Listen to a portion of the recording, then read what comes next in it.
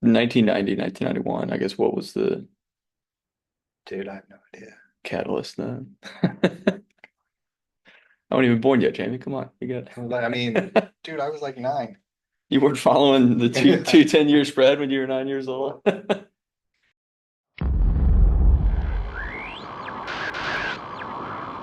Hello, everyone, and welcome to the Nasdaq Dorsey Wright podcast for the week ending on September 13th, Friday the 13th. Oh yeah, I didn't realize that. Yeah, look at that. That'll be fun. Yeah, my name's Ian Saunders. I'm joined here with Jamie West. Jamie, good to be sitting across the table from you. Yeah, you too, Ian. Yeah, it's good. Jamie is is the longest tenured analyst now on the research team, right? Well, I Technically. guess if you don't count David's hiatus. Right, Yeah. that and don't count my internship Yeah, deal. yeah, yeah. But yeah, Jamie's research manager there on the research team. And so I don't know, you handle a lot of different aspects, look at a lot of different like commodity stuff, but also look at a lot of the fixed income movement too, right? Yeah, So always exciting. always exciting movement in fixed income.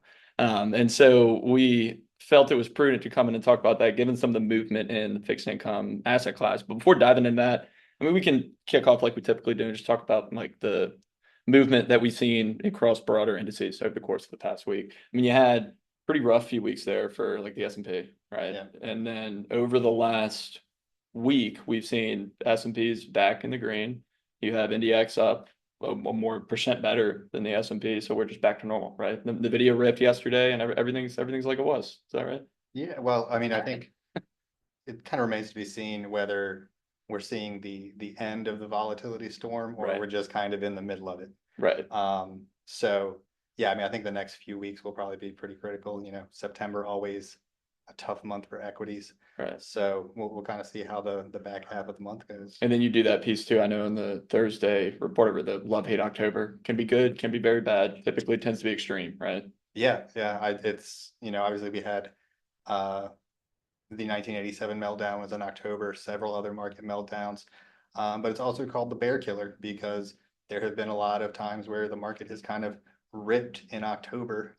We had that last year. Look going in, it looked like we weren't going to hit a new all-time high by the end of the year, maybe going to kind of finish the year flat. And Yeah. then we were up, what, like 10, 12% between beginning of October and the end of the year. It's a decent few months, right? Yeah, it wasn't bad. Decent fourth quarter. Would definitely take that again this year. But a lot of the movement that we've seen recently that we've been looking at has been kind of waiting on fixed income to show something, right? Yeah. It's like that meme where you have someone poking the thing with the stick and it's like, come on, do something. I feel like that's what it's felt like for fixed income for the past several months at this point, right? Yeah, I mean, a couple of years, I mean, we're coming up on the catapult this year. And, I think the previous 2 years, I, kind of gave a fixed income presentation and I was like, well, we're still kind of waiting for some signs of life in bonds. It's a year later now. And I don't think anybody thought it was going to take this long, but, we are starting to see some signs of strength in core fixed income again. Yeah, and a lot of the movement that we've seen recently in fixed income, which what we're going to talk a lot about today, has been with some of the yield curve, Yeah. right? And so we saw a pretty big change last week happen with the yield curve. The 2-year and 10-year yield index, I mean that the I guess the curve went back to positively sloping. Is that Yeah, right? it normalized, it uninverted, it disinverted, whatever, however you want to term it. However you want to look at it. Yeah. Yeah. So maybe it makes some sense. So when we're looking at this, what does that mean from a yield curve perspective? So in a normal environment, right, like you have shorter maturities, and as you go out on the curve to longer maturities, the curve kind of slopes up, the yields get higher. What we've been in the last 2 years is an environment where the short end of the curve is above the long end of the curve. Specifically, what we're talking about is the 2-year being above the 10-year. And historically, that's been considered a recession indicator. Hmm. Is Um, that the only spread that people look at? No, I mean, I think some people prefer the 3 month to 10-year. Okay. There's been some research on looking at just the percentage of the curve that's inverted. But the one that really gets a lot of attention in the media, your mom may call you up asking about it. I know my mom did a few years ago. She Oh, said, I wow. heard some yield things inverted. I didn't know she knew what a bond yield was. She just So saw it on the news and called you exactly. up. You're Yeah. the fixed income guy. Yeah, I mean, like to conceptually, you're going out further along the curve, taking on more risk. Like your money's not out of your pocket for longer, so you might as well get paid back more, right? Yeah, I mean, basically the 10-year bond should be the expectation of what people think shorter term rates are going to be over the next 10 years. Plus, a bit of a risk premium. Right. So that's where you get kind of that upward slope. It's, in times when the economy is doing well, the general expectation is that rates are probably going to go up. So you see that upward slope in the yield curve. Now, when you start to see that downward slope, that means, oh, people think rates are going to go down in the future. And that's usually because central banks lower rates, during economic downturns. So we obviously got a pretty quick spike in rates Yeah. over the past kind of couple years, and then it's remained stagnant once since July of is a little over a year at this point now. Yeah. Like July 23, I believe, was the last kind of rate hike, and it's just remained static since. I mean, the Fed's whole, I guess, conversation has shifted a little bit throughout that time, right? And I feel like we hang more weight on the words of Jerome Powell over the past couple of years than we might have over the prior several years. But everyone's expected at some point the higher for longer was gonna eventually begin to move lower, right? Yeah, I mean, I think we expected it to happen at the beginning of the year. That was kind of the impetus for the rally in stocks that we Right. got at the end of last year. That didn't happen when we got kind of an uptick in inflation, and it's taken us all the way till now. I think it's all but a foregone conclusion that they are going to cut rates next week. It looks like we're going to get 25 basis points. There had been some expectations for a jumbo cut, but it looks like it's going to be 25 basis points. And yeah, it's been quite a plateau. We've been kind of waiting for this first cut for quite a while. And so then the Fed cutting rates, then that's going to cause those near term, the closer the yield curve to drop quite a bit quicker, typically than what we'd seen on the far. And that's what we saw, right? Yeah. I mean, the Fed has direct control over very short term rates. And so their kind of control kind of goes out from there. At a month, they have pretty good control. A year, 2 years. Further out on the yield curve, that's where it's kind of less direct. And so what we've seen is, rates have come down across the curve, but the short-term rates have come down much faster than the long-term rates over the last month or two, until we get the 10 years yield is now back above the 2-year yield as of last week. And you can see that for those that might be following along on the platform. We have the ticker super easy, right? It's USYC2Y10. Essentially, it's looking at that spread though. It's looking at the 2 and 10 spread. When this chart is negative, it's an inverted yield curve. And when the chart goes to positive, it's a positively revert, however you say it, normal yield curve. And we saw, I mean, this isn't the first time that we've seen movement back toward positive territory over the past couple of years, but it's the first time we finally broke through that point, right? Yeah, I mean, we came up towards it, I don't know, last year. Yeah, it's like October last year, we got up to like -12 and then fell right back down. Yeah, and that was probably, people were expecting those rate cuts early this year, and then it kind of didn't happen, and you saw it kind of turn back around. But now that we have actually seen it cross into positive territory, the 10-year yield has closed above the 2-year yield.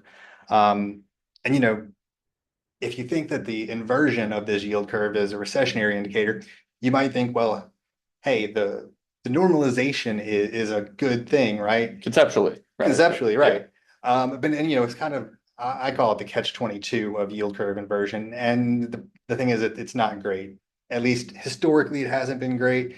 The uninversion, the normalization of the 210 has actually come pretty close to the last 4 major recessions. And I think the mechanics of that kind of being, all right, you're expecting, it gets inverted because people are expecting rates to go down. They're expecting the Fed to lower rates. So then when you actually get to the point where the Fed is lowering rates, you get the shorter end coming down below the long end. And that's right around the time that the economy is maybe starting to soften a bit. And that's why it's, in pretty close proximity to when we've seen recessions. Right. So what about this whole thing? And I've seen other people mention it and talk about it. It's like the yield curve inversion is predicted like 10 out of the last 4 recessions or something like that, right? Right. I mean, but there is kind of some truth to that in the sense that it's not necessarily the inversion to what you're saying, it's not the inversion that we need to keep an eye out for. It's when it normalizes. Yeah. Right?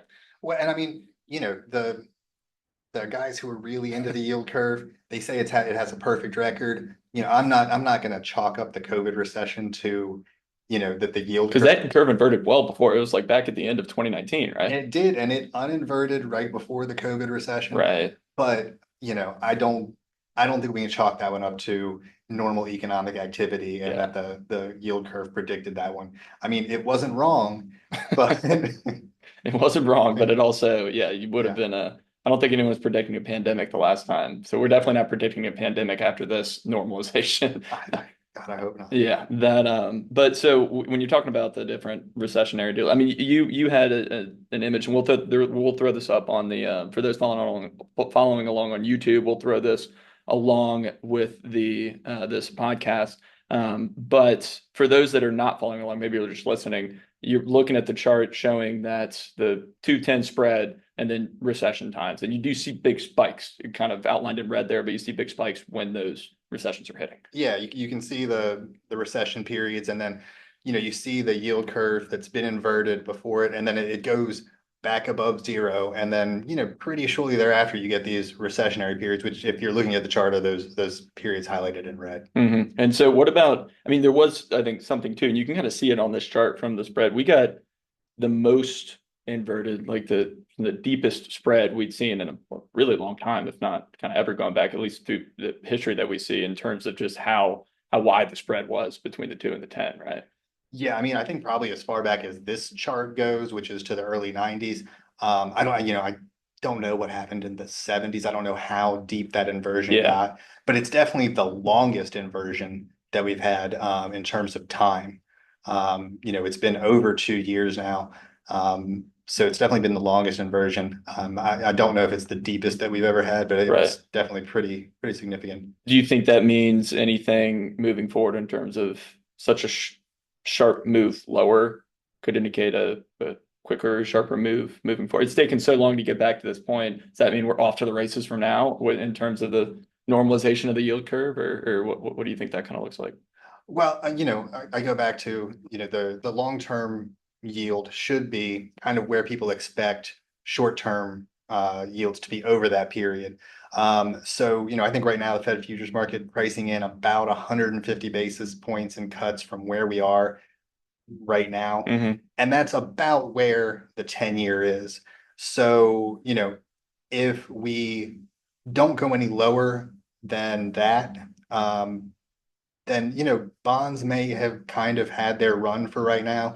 We may kind of see rates just kind of bounce around here for a little while. Now, if the yield curve turns out to be correct and we do have a recession, then I think you're going to see the expectations for rate cuts kind of grow, and then I think we'll see treasuries kind of and yields move lower and bond prices move higher. Right. At the end of the day, even though recession's bad, generally it's good for bond prices. Yeah. Right. I mean, you have yields lower, yield down, price up. I mean, that would be good for fixed income as an asset class. Right. And it would Yeah. get it more of its historically defensive nature. Right. I mean, that's kind of gets it back into the normalcy. Yeah, I mean a recession, any kind of economic downturn is going to be very good for the core US fixed income market. Now, areas like high yield bonds, convertible bonds, your kind of more speculative areas, obviously not going to do well in a recession. Right. But for those core bonds, treasuries, investment grade, the stuff that's in the US ag, yeah, a recession would be good news for those areas of fixed income. Yeah. And we still see fixed income sitting down at the bottom of our broader asset class ranking. So, I mean, it's kind of, maybe hopefully it does something. Now, it's not saying we're hoping for a recession, but I mean, I think those that are following the asset class would be looking for it to show a little bit more positive momentum moving forward, right? Yeah, I mean, I think fixed income has a little bit of a tough time. I mean, there's no ceiling to how high stock prices can go, right? I mean, Nvidia has proved that. But there's kind of a ceiling on where bond prices can go because the Fed's pretty much said, hey, we're not going to let rates go below zero, which kind of puts a All right, we're hard not moving to line. Japan. Right. It kind of puts a hard line on just how high, bond prices can go. So, it's a little bit more of an oscillation in bonds than it is in maybe other assets. Right. That makes sense. That makes sense. But so when we're talking about history, right, and we're looking at different times the yield curve has inverted and then normalized and how that related to equity markets, why would you say this time might be different than other times? Well, I mean, this is kind of the Fed's plan, right? Was, all right, we have an inflation problem. We're going to raise rates. We're going to slow the economy down. Then we're going to bring rates back down. Hopefully before there's any, real damage to the economy, just to kind of, put the brakes on things a little bit. Hopefully being the key word there, I think. Right? Yeah, I mean, so far so good, it seems, but so this could all be, that very normal reaction, which is, we pushed rates above what, we would call the neutral rate into restrictive territory. Now that inflation has come down, you're maybe seeing a little bit of softness in the labor market. Now they're going to bring those rates back down and hopefully things just kind of smooth out. So That would be the soft landing. yeah, that would be the soft landing. Right. And you would expect to see the short-term rates come down and come down faster than the long-term rates. So from that perspective, normalization could just be a symptom of the Fed kind of achieving its goal. Right. And so you mentioned the labor market though, and we've seen some times that maybe this isn't why it's different from some of the labor market data. I know hearing a lot of conversation about like the SOM rule being triggered and stuff like that, Yep. but that's a slightly more alarming sign, right? Yeah, I mean, this isn't one that I'm particularly well versed in. I think everybody kind of learned about this one this year, but the SOM rule says that if you have unemployment that is, I think it's I'm sorry, 50 basis points above the lowest point of the 6-month moving average, then we're already in the early stages of a recession. That has happened. Now, Dr. Som herself, who created the rule, has come out and said it's different this time. Right. So who knows? All I can Maybe say, because she doesn't want to be pegged as the recession predictor. That's it. I mean, also, it doesn't really, none of the Fed, kind of public, it doesn't really do anyone any good to come out and say there's going to be a recession. Or we want a recession. We're trying to engineer a Right. recession, right? Right. I mean, it's one of those things where if they come out and say it, it's probably going to happen. So Quicker than they want, probably. right. I mean, they talked about inflation being transitory until they really just couldn't, and they had to, kind of throw in the towel.